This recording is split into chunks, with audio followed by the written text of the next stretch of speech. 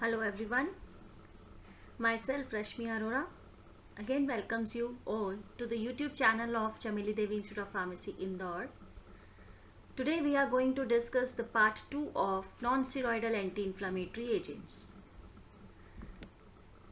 Earlier we have seen in part 1 about the pathway through which the pro-inflammatory mediators exert their ill effects and how our drugs are going to exert their action on that particular pathway by blocking the cyclooxygenase enzyme and shows their benefited effect.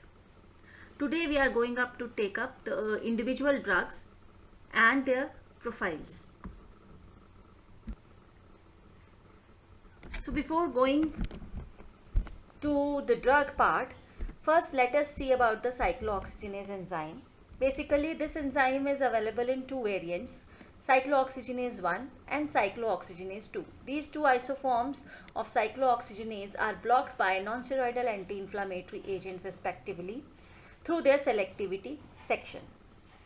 Inhibition of COX-2 is basically due to the anti-inflammatory actions of non-steroidal anti-inflammatory agents, or we can say that the COX-2 agents are basically posing the anti-inflammatory property as compared to the non-selective agents. However, inhibition of COX-1 is responsible for the inhibition of mainly prostaglandin synthesis. That is why the adverse effect of GI toxicity arises. Most currently used non-steroidal anti-inflammatory agents are either selectively for COX-1 or COX-2. But now we have in the market the selective range of COX-2 inhibitors, that is celecoxib and rofecoxib, etc.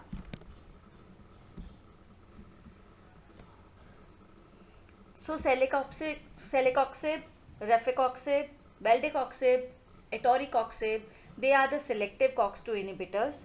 They are similar in their efficacies to the non-selective inhibitors, but they lack GI side effects. That is why they have been used or preferred nowadays. But there is a serious problem associated with COX-2, that is cardioprotection problem. They poses no cardioprotection, and however with the use of COX-2 inhibitors repeatedly there is an increased risk of myocardial infarction as well. So this particular side effect limits the use of COX-2 inhibitors as compared to the COX-1 inhibitors or the conventional non-steroidal anti-inflammatory agents. This pathway shows how the central release of cytokine and peripheral inflammation are arrested by the use of non-selective as well as selective inhibitors of cyclooxygenase. If we see the peripheral inflammation pathway, that COX-2 upregulation in inflammatory sites takes place, which gets inhibited by the use of selective COX-2 inhibitor, that is celecoxib. Celecoxib also inhibits the centrally acting release of cytokines through the COX-2 regulation. This is how they both the pathways are blocked by celecoxib, and thereby blocking the release and production of prostaglandins. However, the prostaglandin synthesis when gets reduced, again the peripheral availability of prostaglandin E2 gets decreased down, which leads to basically the GI upset or GI toxicity. And similarly, on the other hand, when centrally cytokine release, then COX-1 and COX-2 inhibitors, they both play a major role in inhibiting the prostaglandin synthesis and action of again the prostaglandin E2 receptors on the dorsal horn of neurons gets blocked, and thus there will be no repolarization at the secondary neurons. So this is how the drugs of this category blocks peripheral as well as central pathway associated with the release of these mediators. Now coming down to the drugs, the most important are the salicylates. They are the prototype. Basically, initially they have been involved and categorized into the non-steroidal anti-inflammatory agent, and the most important and most common agent is aspirin. Let us see the effect of aspirin on respiratory system. Basically, it shows the triphasic response at low doses. Uncoupling of phosphorylation increases the carbon dioxide level and stimulates the respiration, it increasing the breathing frequency, and direct stimulation of respiratory center leads to hyperventilation, thus increases the alkalosis of respiratory system, and this can be compensated by the renal mechanism. However, the depression of respiratory center and cardiovascular center also takes place, which leads to the decreased blood pressure, respiratory acidosis, no compensation, and metabolic acidosis also. So this is the triphasic response in different doses, how they create increased, they first they stimulate the respiration and then they depress the respiration. Then if we talk about the pharmacokinetic profile of aspirin, duration of action is around 4 hours. It can be orally taken, and it is non-ionized in stomach and easily get absorbed. However, hydrolyzed by esterase enzymes which are present in the blood and as well as in tissues to salicylates, which is an active form of aspirin, and also acetic acid. Most of the salicylates get converted into the liver to water soluble conjugates, and these conjugates are rapidly excreted by the kidneys. That was related with the respiratory system. Now if we talk about the gastrointestinal system, the most important effect, that is dose dependent hepatitis. If we use aspirin for longer duration of time with more frequencies, then it may lead to liver problems, hepatitis, and also it causes the Reye's syndrome. Metabolically, uncoupling of oxidative phosphorylation takes place, and hyperglycemia and depletion of muscle and hepatic glycogen also is the pharmacological action of aspirin. In endocrine system, it's similar to corticosteroids and thyroid. Now, the cardiovascular system effects of aspirin on platelets. As we know that we are inhibiting the arachidonic acid pathway by using aspirin, the inhibition of platelet through COX-1 derived thromboxane A2 results in increasing the bleeding time because it inhibits the platelet aggregation. This could become a side effect of this category of drug, that it increases the bleeding time. Endothelial COX-2 derived prostacyclin can also inhibit the platelet aggregation, so there is a double effect seen. That is why the bleeding time increases. Aspirin covalently modifies and irreversibly inhibit the platelet COX, and this enzyme is inhibited for the lifetime of the platelet around 11 days. However, effect achieved at very low doses in fact. So basis of therapeutic efficacy in stroke and myocardial infarction is that it reduces the mortality rate up to a great extent, significant extent. We will see in our probably the third part of the non-steroidal anti-inflammatory agents that how the use of aspirin improves the life of a patient or decreases the mortality rate in those patients which are having some cardio disorders. Now, on blood vessels and smooth muscles, COX derived prostacyclin antagonizes the catecholamine and angiotensin induced vasoconstriction, basically angiotensin 2 induced. So because of this reason, non-steroidal anti-inflammatory agents concomitant use can elevate the blood pressure. And in atherosclerosis, inhibition of COX-2 can destabilize the atherosclerotic plaque due to its anti-inflammatory action. That is how it is useful in atherosclerosis, because one reason that it won't allow the plaques to form, it won't allow the blood cells to coagulate or to form the platelets. So the viscosity of blood is on the lower side, and that is how the atherosclerotic plaque don't get deposited, or maybe they get destabilized and move from the particular portion of the vessel and ensures the proper supply of blood.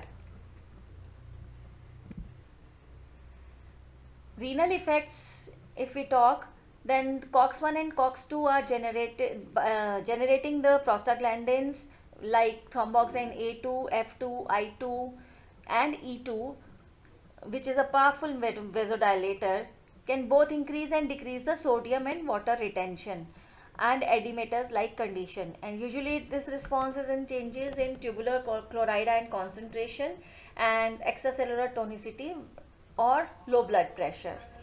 Non-steroidal anti-inflammatory agents also promote the retention of sodium and chloride and thus increases the blood pressure. There is a dual effect of non-steroidal anti-inflammatory agents. On the one side, they increases the vasoconstrictory effect, and on the other side, they also causes the retention of sodium and water and thus increases the blood volume, thereby increasing the blood pressure.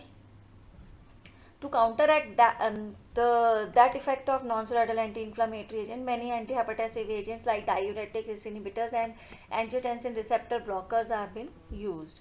Prostaglandins, they have minimal effect on the normal renal blood flow, but they become important in compromised kidney cases.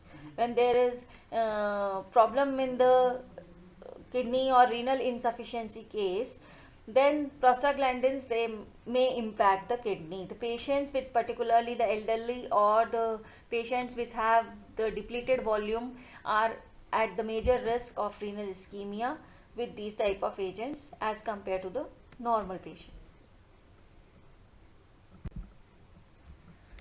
Now gastrointestinal effect, which is very important, prostaglandins which are generated via COX mediated pathway of arachidonic acid, they inhibit the stomach acid secretion, they stimulate the mucus and bicarbonate secretions and vasodilatation, and thus they pose the cytoprotective effect for gastric mucosa. Non-steroidal anti-inflammatory agents with COX-1 inhibitory activity,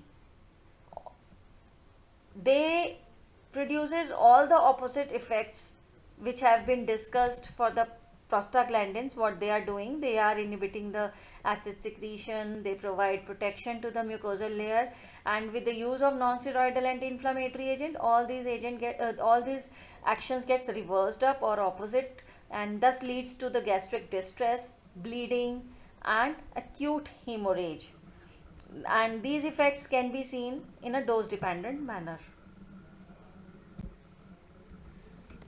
On gestation, prostaglandins basically are involved in initiation and progression of labor and delivery. Therefore, inhibition of their production can prolong the labor time or gestation time. Respiratory system, we have already discussed the triphasic responses. High doses causes the partial uncoupling of oxidative phosphorylation with increased amount of carbon dioxide, and thus increase the carbon dioxide level in plasma leads to hyperventilation, and even higher doses can cause the depression of respiration.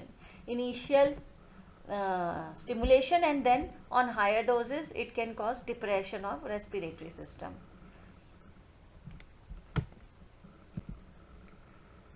Now the therapeutic uses of aspirin, they poses antipyretic, analgesic effect, anti-inflammatory effect in rheumatic fever, rheumatoid arthritis and other associated diseases. However, higher doses are required for this type of drug to give anti-inflammatory effect.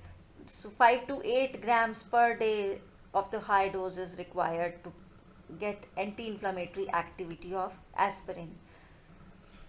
However, many patients, they cannot tolerate these type of doses, these higher doses. So propionic acid derivatives like ibuprofen and naproxen have been given first, because aspirin is associated with GI bleeding as well.